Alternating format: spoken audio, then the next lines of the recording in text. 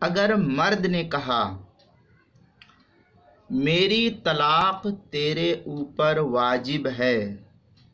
تو شرعی حکم اس سلسلے میں کیا ہے، اس کی تفصیل۔ چنانچہ اگر شوہر نے بیوی سے کہا کہ تیرے اوپر طلاق واجب ہے، یہ جملہ کہا، یا یہ کہ میری طلاق تیرے اوپر واجب ہے، تو اس صورت میں اس جملے کے کہنے سے ایک طلاق رجعی اس کی بیوی پر واقع ہو جائے گی، یہ فقہ نے نقل کیا ہے۔ چنانچہ فتاوی ہندیہ کی عبارت میں ہے وَلَوْ قَالَ لَهَا طَلَاقِي عَلَيْكِ وَاجِبٌ وَقَعَ وَكَذَا إِذَا قَالَ لَهَا الطَّلَاقُ عَلَيْكِ وَاجِبٌ ذَكَرَهُ البقالی فی فتاویٰ۔ یہ عبارت جو ہے ہندیہ کی ہے، کتاب الطلاق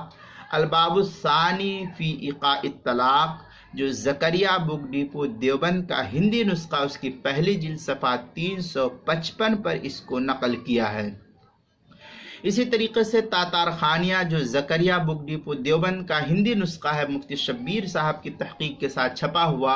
اس کی کتاب الطلاق الفصل الرابع فیما یرجع الی صریح الطلاق، چوتھی جلد صفحہ 406 مسئلہ نمبر